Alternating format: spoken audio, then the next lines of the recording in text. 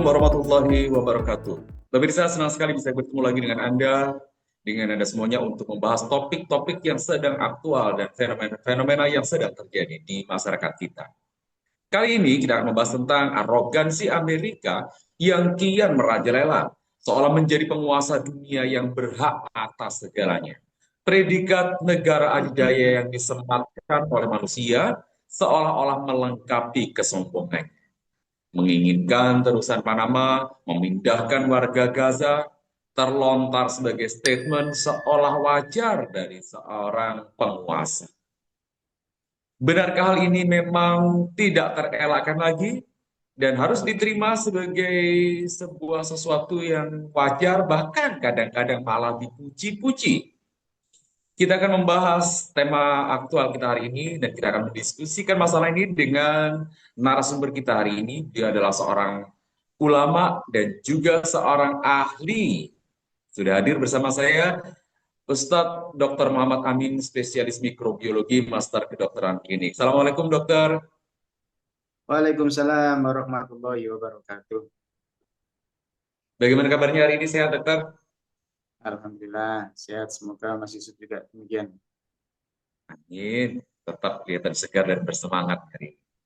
Siap. Baik dokter, seperti yang saya sampaikan tadi, kita akan membahas tentang statement-statement yang baru saja keluar dari mulut seorang penguasa yang baru saja dilantik di Amerika tentang keinginannya untuk mengambil terusan Panama, tentang keinginannya untuk merelokasi warga Gaza dan sebagainya. Nah, menurut pendapat dokter, bagaimana dokter melihat ancaman Amerika Serikat melalui presidennya, statement yang keluar dari Amerika Serikat melalui presidennya Donald Trump yang berencana akan merelokasi warga Gaza ini? Baik, terima kasih. Assalamualaikum warahmatullahi wabarakatuh. Waalaikumsalam warahmatullahi Bismillahirrahmanirrahim. Alhamdulillahirabbil alamin wa bihi nasta'inu ala umuri dunya waddin wa sallallahu ala sayyidina Muhammadin wa ala alihi wa sahbihi ajma'in. Rabbi shrah li sadri wa yassir li amri wa hlul 'uqdatam min lisani yafqahu qawli. Jadi mengenai ancaman Presiden Trump ya pada tanggal 10 Februari yang lalu, bahwa dia sebagai seorang presiden negara adidaya itu mengancam akan yang pertama menghentikan gencatan senjata antara Israel Palestina apabila Hamas sampai hari tertentu ya, hari Sabtu itu tidak membebaskan semua tawanan Israel gitu ya. Kemudian yang kedua, dia juga mengancam akan mengambil alih Gaza dan kemudian merelokasikan warganya ke beberapa negara termasuk Mesir dan Yordan, dan apa namanya, tentu kita melihat bahwa ini merupakan satu ancaman yang dalam tanda kutip layak untuk dilakukan seorang kepala negara yang reputasinya sebagai negara penjajah itu sudah tidak diragukan lagi, gitu ya. Jadi sebagai negara penjajah yang memang dia mempunyai apa namanya ini reputasi sudah jelas ya. Terus kemudian kemampuan untuk melakukan itu juga sudah jelas ya. Dia sebagai negara nomor satu di dunia sehingga seolah-olah dia bisa melakukan apapun gitu ya, sesuai dengan apa yang dia kehendaki. Nah, sebenarnya kita melihat bahwa arogansi Donald Trump ya sebagai presiden Amerika ini, dia ingin mengesankan itu bahwa kami adalah negara adidaya yang terserah kami mau ngapa-ngapain saja. Yang mana ini menegaskan kembali ya kepada kita bahwa ketika dunia ini dipimpin oleh sebuah negara adidaya yang didasarkan kepada ideologi kapitalisme, ini terbukti dalam tanda kutip kanibal dan eksploitatif gitu Mas Yusuf. Sehingga tidak ada nilai-nilai apapun yang mereka pegang kecuali bahwa kami harus bisa apa namanya tetap berdiri sebagai negara adidaya. Nah, ini juga ada kaitannya dengan keinginan Amerika untuk menyenangkan Israel tanpa peduli dengan apapun ya, termasuk nilai-nilai kemanusiaan dan seterusnya yang kita melihat bahwa itu dikorbankan. Dan yang ketiga, ada agenda untuk terus mempertahankan dominasinya di kawasan Timur Tengah khususnya, yaitu dengan jalan mempertahankan positioning Israel sebagai dalam tanda kutip monster gitu ya di kawasan tersebut, agar kawasan ini tadi tetap tidak aman dan tetap menjadikan Amerika sebagai sandaran dan harapan gitu. Jadi kalau monster itu tetap ada, maka ada alasan ya bagi Amerika untuk eh, menegaskan kekuasaannya di kawasan tersebut, oleh karena negara-negara tadi itu menginginkan bantuan dan bersandar kepada Amerika. Jadi saya rasa tiga hal itu yang kita bisa highlight berkaitan dengan ancaman Presiden Trump ke jalur Gaza ini tadi, Mas Yusuf. Jadi memang sengaja Amerika menciptakan sosok monster supaya seolah-olah kemudian Pak Amerika sendiri bisa tampil sebagai pahlawan kesiangan begitu, Dokter. Ya? Sengaja dibikin Ya, seperti betul, itu. Baik. betul. Maka apa yang bisa dilakukan oleh dunia Muslim untuk menghentikan ambisi ekspansi Zionis di Palestina ini? Apakah kita hanya bisa berdiam diri, berdoa, sekedar mengirimkan bantuan obat-obatan, atau sebenarnya ada yang lebih lebih urgent atau sesuatu yang lebih bermanfaat yang bisa kita lakukan sebagai dari dunia Islam? Ya, tentu saja sebagai seorang dokter ya, saya itu terbiasa dengan, tentu kita semua juga sama ya, terbiasa dengan melakukan diagnosis-diagnosis terhadap gejala-gejala yang muncul pada seorang pasien, sehingga nanti kemudian treatment yang akan kita berikan ini harus nyambung, harus cocok dengan apa yang menjadi keluhan pasien, dan tentu kita akan menghilangkan penyebab utama dari gejala-gejala yang muncul. Nah, dalam hal ini dunia Muslim harus melihat lebih jernih apa sebenarnya eh, kejadian atau akar masalah dari persoalan yang kita saksikan di Palestina. Kita lihat bahwa sebelum khilafah runtuh zaman dulu, Yahudi tidak pernah menzalimi rakyat termasuk di Palestina, gitu ya. Bahkan upaya untuk mengambil dan kemudian menyogok khalifah pada saat itu tidak berhasil dilakukan oleh mereka. Akan tapi setelah khilafah runtuh pada tahun 1924 yang diruntuhkan oleh Mustafa Kemal atas arahan Inggris, maka kemudian melalui Inggris mereka itu bisa mendapatkan tanah Palestina itu secara gratis, tanpa nyogok dan tanpa usaha apapun. Kemudian dengan dibantu oleh negara-negara Arab, uh, berhasil ya mengesankan bahwa Israel itu adalah sebagai negara yang tidak terkalahkan. Ini terjadi pada sekitar tahun 67 ya, perang Arab Israel itu ya. Yang terjadi adalah mengesankan, mencitrakan bahwa Israel memang betul-betul negara yang tidak bisa dikalahkan.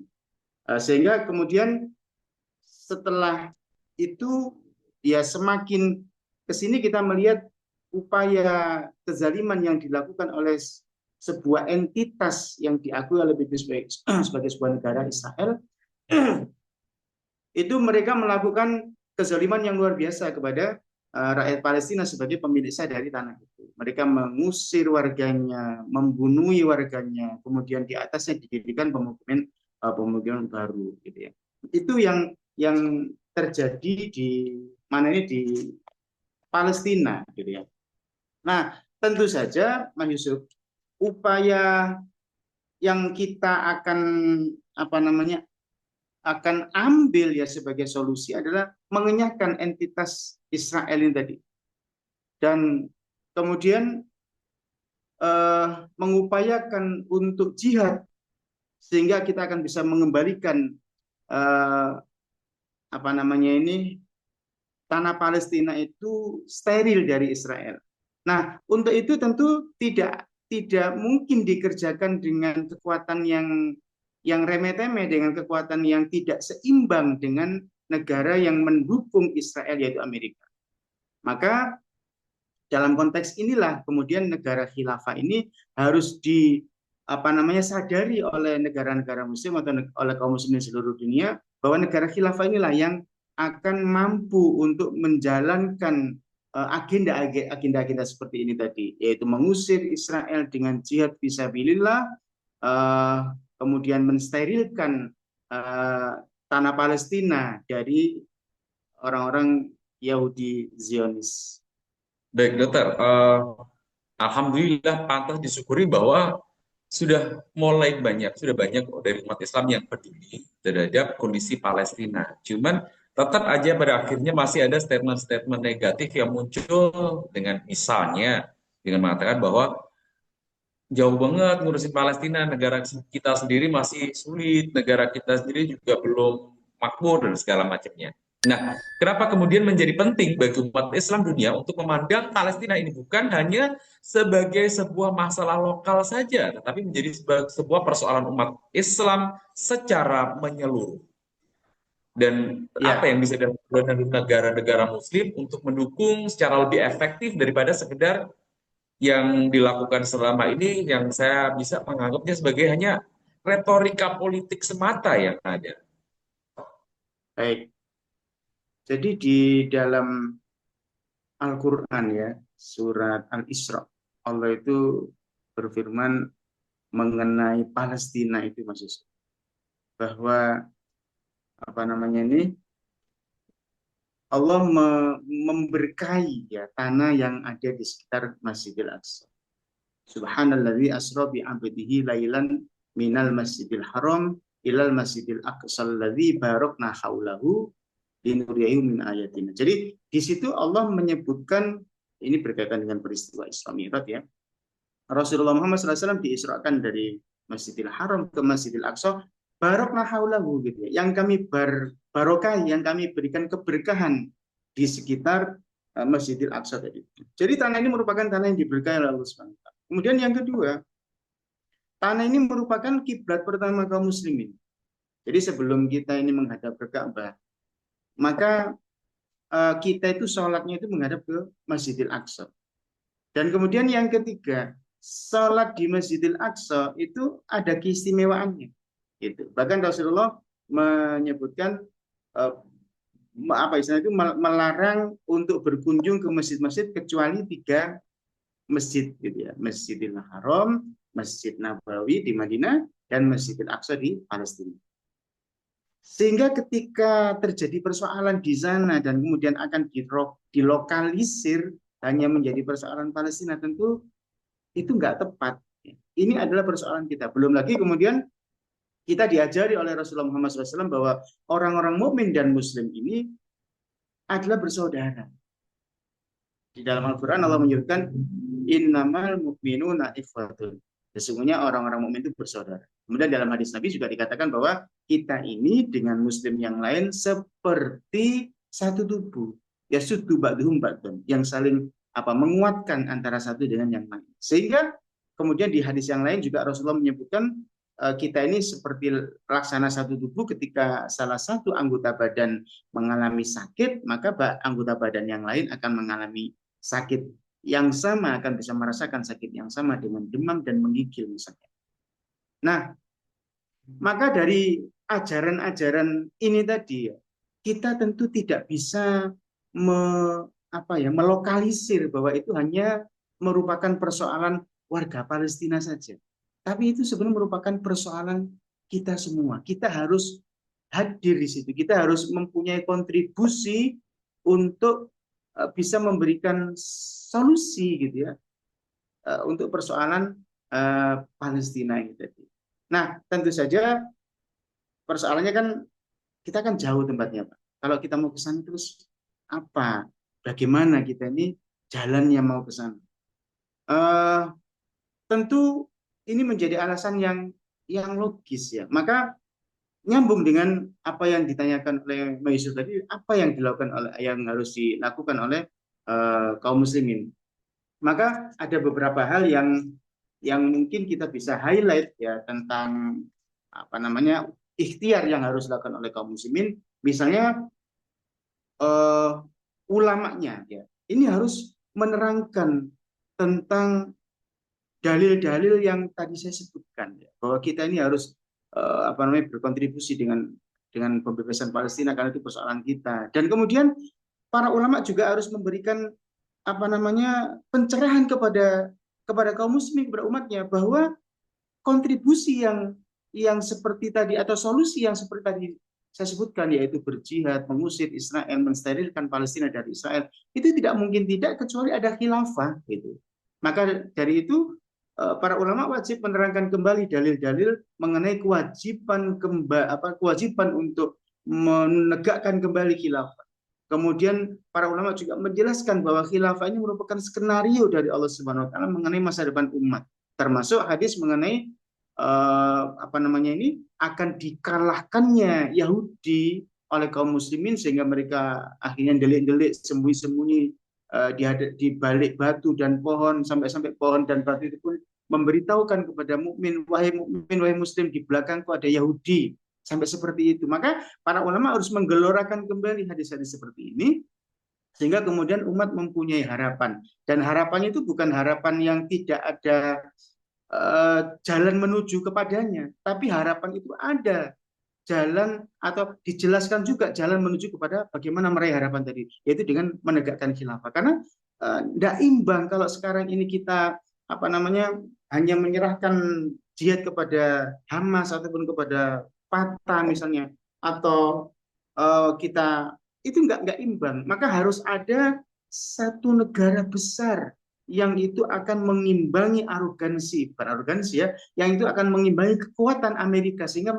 Amerika tidak lagi arogan, tidak lagi semau-maunya untuk membela kebatilan yang dilakukan oleh Palestina, oleh Israel dengan menzalimi Palestina itu. Nah, kemudian yang harus dilakukan oleh tentara adalah menyadari bahwa mereka adalah merupakan bagian dari umat Islam, umatnya Rasulullah, yang mengharapkan pahala dari Allah Subhanahu wa taala, yang mengharapkan syafaat dari Rasulullah Muhammad SAW.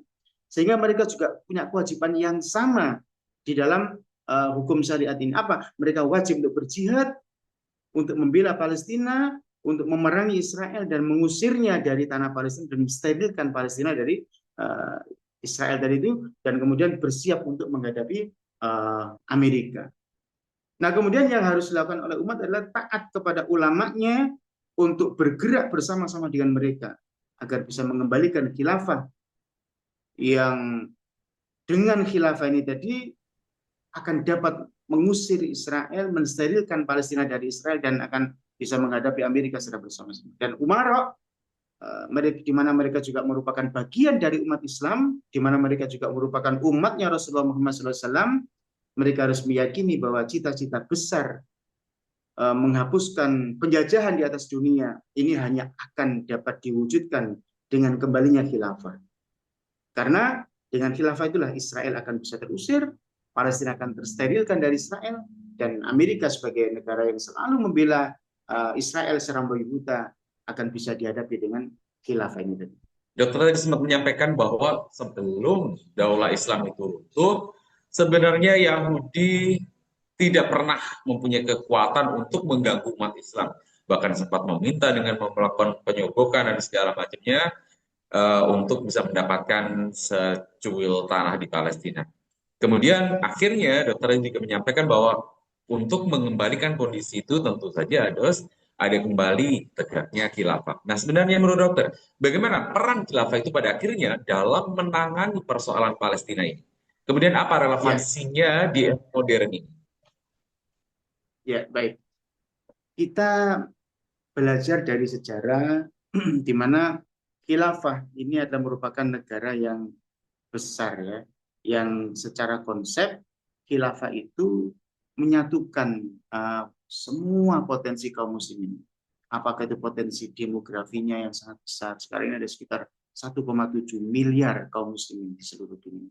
Apakah potensi bahwa di negeri-negeri muslim itu secara geografis ya, itu memiliki menjadi tempat-tempat yang strategis ya di dunia internasional ya, termasuk di dunia eh, transportasi gitu ya, di kaum muslimin juga memiliki potensi yang sangat besar di dalam menghasilkan barang tambang, ya, mineral, batu bara, minyak bumi, gas alam, dan seterusnya. Maka mestinya dengan kekuatan yang potensinya sebesar itu akan sangat mungkin, Mas Yusuf, ya, untuk mengulangi masa lalu, di mana khilafah pada masa lalu itu cukup efektif untuk memakmurkan dunia tanpa arogansi dari negara-negara yang memiliki sifat penjajah, gitu ya, seperti Israel, ya, Amerika, dan seterusnya. Dan kekuatan itu akan efektif, gitu ya, untuk menghadapi arogansi Amerika. Nah, maka tentu saja di era sekarang ini, ketika dunia di istilahnya itu tidak sedang baik-baik saja, di mana indeks Gini dunia atau kesenjangan yang menunjukkan kesenjangan ekonomi atau kesejahteraan masyarakat itu cukup tinggi, ya, ketika dipimpin oleh ideologi kapitalisme yang diperankan oleh Amerika dalam hal ini, yang kemudian di dalam menyelesaikan persoalan Israel Palestina aja nggak mampu sampai sekarang, ya. Bukan bahkan bukan bermaksud menyelesaikan, ya, akan tetapi justru bermaksud untuk tadi itu menanamkan monster di sana, gitu. Jadi mana keinginan menyelesaikan masalah itu di mana, gitu. Dan kemudian juga publik dunia itu kan sebenarnya kan tidak pasti tidak sampai hati melihat kejadian yang ada di Palestina, gitu. Akan tetapi semua tadi itu seolah-olah nggak ada, dan kemudian oleh pemimpin dunia yang menggunakan ideologi kapitalisme, semua tadi itu ditiadakan, dan bahkan kemudian seolah-olah di Israel diberikan fasilitas untuk melakukan kejahatannya secara terus-terusan kepada rakyat Palestina. Maka disinilah relevansi khilafah yang akan menjadi negara adidaya yang menggunakan syariat Islam yang dipastikan oleh Allah Subhanahu wa taala sebagai rahmatan lil alamin, itu akan mengakhiri semua arogansi itu tadi. Di mana secara kesejarahan, ya, khilafah juga oleh banyak penulis, ya, termasuk dari kalangan penulis Kristen, ya, D.W. Arnold, atau kemudian di sana juga ada Karen Armstrong, ya, kemudian ada bahkan presiden kita sendiri, gitu ya, itu mengakui kebaikan khilafah, gitu ya, kebaikan khilafah. Maka tentu saja sejarah yang baik tentang khilafah ini menjadi modal besar bahwa khilafah masa depan akan melakukan itu lagi, gitu, memakmurkan dunia tanpa arogansi. Dan kemudian memang secara konseptual memang khilafah punya konsep untuk melakukan hal itu. Baik. Secara modal, kekayaan sumber daya alam, sebenarnya negara-negara Muslim mempunyai potensi untuk bisa menyelesaikan persoalan ini. Cuma karena belum adanya sebuah daulah yang disebut khilafah yang mampu mengakomodir hal tersebut, dokter, ya. Iya, Baik. betul. Ya, sampai hari ini ternyata belum ada sebuah negara pun yang mengadopsi sistem Islam kemudian menjadi negara khilafah untuk bisa menyelesaikan persoalan-persoalan di dunia. Lantas apa yang bisa dilakukan oleh umat Islam untuk menghadapi tekanan-tekanan Amerika Serikat dan negara-negara barat lainnya yang hari ini bisa dikatakan semakin besar terhadap Palestina? Ya, ini sama dengan yang tadi saya sampaikan di awal, bahwa kaum muslimin harus mengurai kembali apa sebenarnya akar masalah dari persoalan Palestina.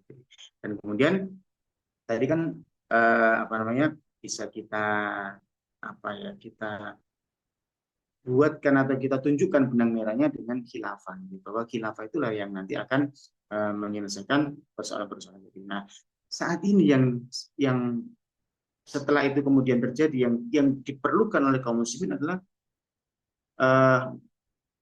awareness, ya, kesadaran mereka bahwa kita butuh khilafah, yang pertama. Kemudian yang kedua, awareness kaum muslimin bahwa khilafah itu bukan cuma sekedar kebutuhan di dunia saja, Jadi kita melihat kezaliman-kezaliman yang dipertontonkan oleh Israel yang didukung oleh Amerika dan negara sekutunya di Eropa, yaitu membutuhkan solusi. Solusinya apa?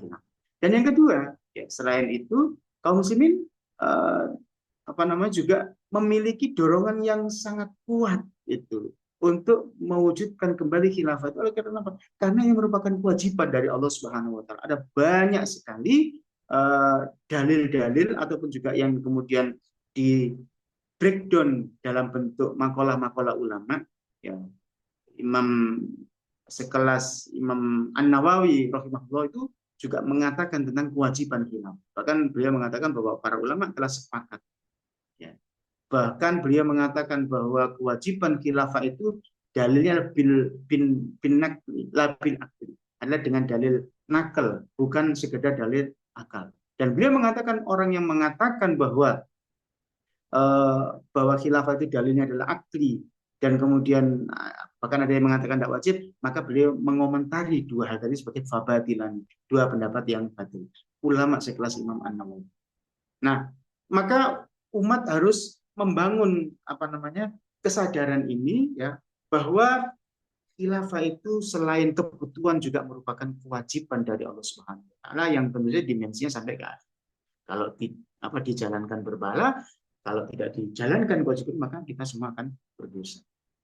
Nah, kemudian yang ketiga yang juga perlu dibangun awareness di kalangan kaum muslimin adalah bahwa khilafah itu adalah merupakan janji dari Allah Subhanahu. Di dalam ayat Al-Quran, misalkan surat An-Nur ayat 55, Allah mengatakan itu, bahwa khilafah itu telah dijanjikan oleh Allah Subhanahu wa taala kepada kaum muslimin. Dan kemudian di dalam banyak hadis juga Nabi Muhammad SAW memberitahukan bahwa khilafah itu akan ada kembali. Maka tiga hal inilah kira-kira maksud yang kaum muslimin harus segera, ya, untuk memilikinya kembali, tiga kesadaran tadi. Maksud. Baik, saya bisa menarik kesimpulan bahwa ketika hari ini daulah Islam belum ada di muka bumi ini, maka seyogianya kesadaran umat Islam tentang kebutuhan adanya daulah Islam yang kemudian disebut sebagai khilafah ini harus semakin ditingkatkan, harus semakin digelorakan dan menjadi kesadaran bagi umat Islam. Begitu, dokter, ya? Ya. Baik, dokter, mungkin ini obrolan kita ini sudah sangat-sangat tajam dan menukik. Mungkin dokter bisa menyampaikan closing statement, dokter, untuk tema yang kita obrolkan hari ini menarik sekali disampaikan. Baik, jadi ancaman Donald Trump kepada dunia, khususnya kepada Gaza, ini saya pikir adalah merupakan bentuk arogansi dari negara adidaya yang tidak punya hati, oleh karena mereka menggunakan sistem kapitalisme. Ini artinya dunia sedang dipimpin oleh seseorang yang sangat berbahaya. Maka disinilah kita ini membutuhkan khilafah. Kaum muslimin membutuhkan khilafah untuk menyelesaikan semua persoalan termasuk Palestina. Ini kita membutuhkan khilafah, yang mana khilafah akan menjadi negara adidaya baru yang akan bisa menghadapi Amerika secara apple to apple. Baik, dokter, terima kasih banyak atas waktunya, atas sharingnya. Masya Allah, luar biasa sekali. Mudah-mudahan semakin banyak umat Islam yang kemudian seperti dokter harapkan tadi, awareness-nya terhadap kebutuhan adanya daulah Islam semakin menjadi opini umum lagi di masyarakat. Dokter, terima kasih. Sehat selalu, dokter. Terima kasih, terima kasih. Baik, pemirsa, demikian tadi obrolan kita dengan Dr. Amin. Selain beliau adalah seorang ahli bidang kesehatan, beliau juga adalah seorang ulama yang cukup berani mengupas tandas tentang persoalan umat yang sedang hari ini. Persoalan umat manusia di dunia yang sampai hari ini tidak kunjung mereda, bahkan bisa dikatakan kian menyedihkan. Jika Islam dengan syariatnya bisa menyelesaikannya, kenapa hal ini tidak kita sodorkan sebagai solusinya? Tetap sampaikan syariat Islam sebagai sebuah seruan solusi bagi persoalan umat manusia. Bagi Anda yang merasakan manfaat dari channel ini, jangan lupa untuk like, komen, dan share supaya lebih banyak lagi yang tercerahkan. Terima kasih atas perhatiannya. Assalamualaikum warahmatullahi wabarakatuh.